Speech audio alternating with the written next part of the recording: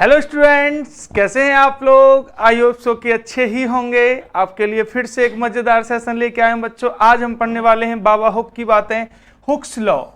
Hooke's law ये जो elasticity में हम इस लॉ को पढ़ते हैं वह बहुत ही इंपॉर्टेंट लॉ है और इसके अकॉर्डिंग बेटा जेईई मेंस में भी क्वेश्चंस बनते हैं, क्लास 11th में भी क्वेश्चन बनते हैं। बहुत ही प्यारा सा लॉ है और इससे बनने वाले पीवाईक्यूज वगैरह को सभी को हम अच्छे से आपको एक्सप्लेन कराएंगे। तो बने रहें लास्ट तक हमारी वीडियो में और अच्छा लगे तो लाइक और शेयर करना ना भूलें, अपने फ्रेंड्स में फैला दें, क्योंकि आपका एक शेयर ... किसी को फिजिक्स सिखा सकता है। स्टार्ट करते हैं बच्चों हुक्स लॉ। बाबा हुक ने क्या बोला था, देखो ध्यान से समझिए बाबा हुक की बात है। हुक्स लॉ है बेटा, the force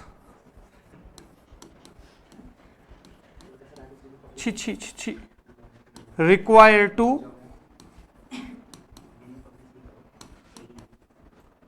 stretch or compress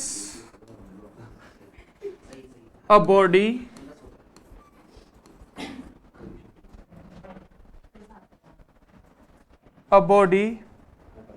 is directly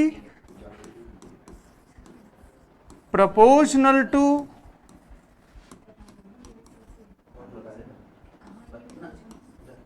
elongation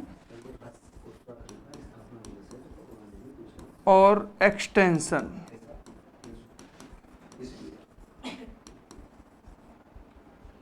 in body, elongation और एक्सटेंशन इन बॉडी। किसी बॉडी में कितना एलोंगेशन हो जाएगा, एक्सटेंशन हो जाएगा, इसके लिए जो फोर्स रिक्वायर है वो इसी पर ही डिपेंड करता है। इट मीन्स आप इसको ऐसे फील करें तो बहुत ही प्यारा लगेगा आपको, F प्रोपोर्शनल टू माइनस में x।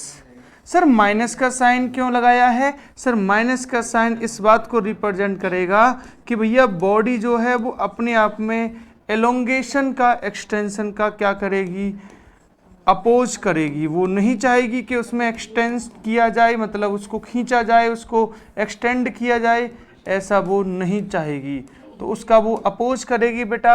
और इसको हम नेगेटिव साइन से रिप्रेजेंट, दैट्स वाई अपन करते हैं इसको। क्लियर?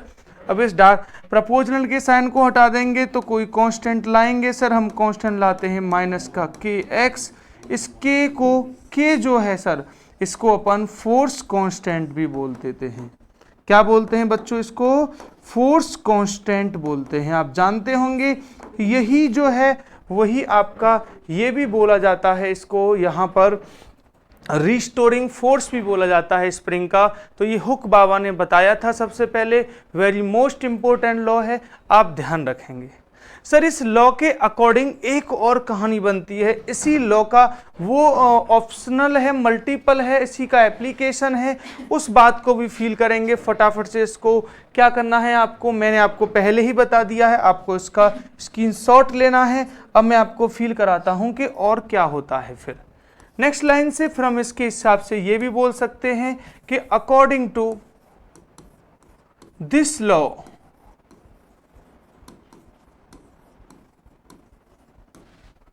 स्ट्रेस, अब जब हम बॉडी को खींचेंगे तो उसमें स्ट्रेप डेवलप हो जाएगा, तो stress is directly proportional to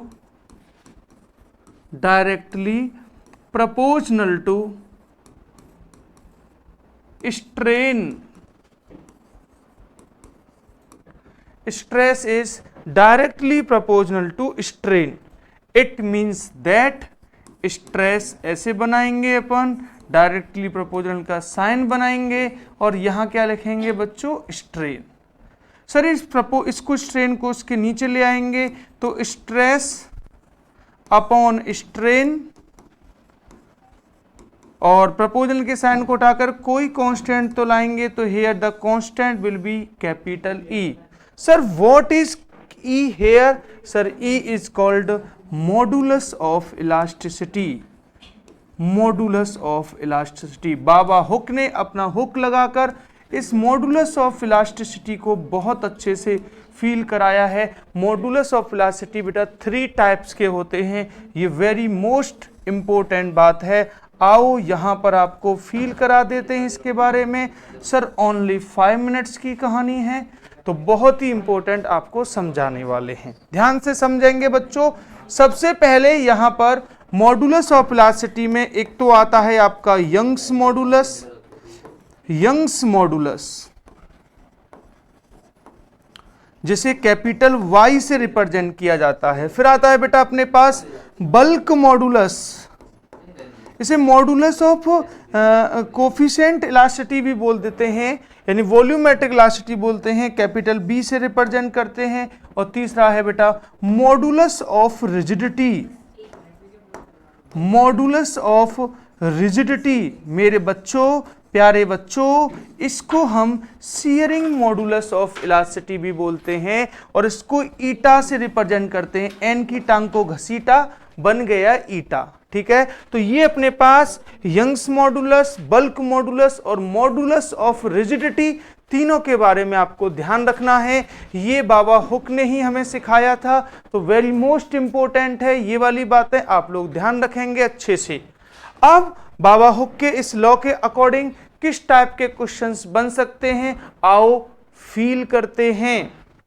पहला क्वेश्चन अपने पास जो बहुत ही इंपॉर्टेंट क्वेश्चन है, पेपर में बार बार आपसे पूछा जाता है, कितना सिंपल सा बढ़िया सा क्वेश्चन है कि according to Hooke's law of elasticity if stress is increase then the ratio of stress to strain.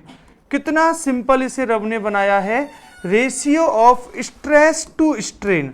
Sir stress को ऊपर रखना है, स्ट्रेन को नीचे रखना है, इसका जो रेशियो है वो किसके इक्वल होता है सर, ई के। और ई तो मॉडुलस ऑफ इलास्टिसिटी है भैया, स्ट्रेस के चेंज करने से इसमें कोई चेंज होने वाला नहीं है। वाई? बिकॉज बेटा जी ये जो ई है ये तो मॉडुलस ऑफ इलास्टिसिटी है, इलास्टिसिटी की इंटरनल प्रॉपर्टी है, उस पर ये डिपेंड करता है। तो इसका ऑप्शन डी फॉर ड्रीमर्स बिल्कुल बेस्ट हो जाएगा। बेहतरीन क्वेश्चन था, आसानी से हमने इसको फील कराया।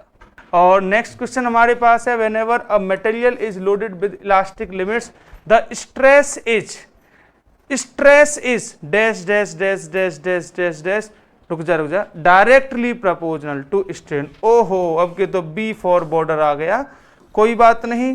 तो इस तरीके से आपके पास यहाँ क्वेश्चंस बन जाते हैं हुक्स लॉ से। हुक्स लॉ का पूरा पोस्टमार्टम हमने आपको करके दिखाया, क्या है हुक का लॉ, क्या क्या उसके क्वेश्चंस बन सकते हैं, किस तरीके से हम उसको फील कर सकते हैं। अगर सेशन पसंद आया हो तो लाइक और शेयर करना ना भूलें, अपने फ्रेंड्स में शेयर करें ज़्यादा से ज़्यादा, जिससे कि सभी का प्रॉफिट हो सके। तो मिलते हैं आपसे नेक्स्ट क्लास में और फीलेबल कॉन्सेप्ट के साथ, तब तक अपना ख्याल रखें। जय हिंद।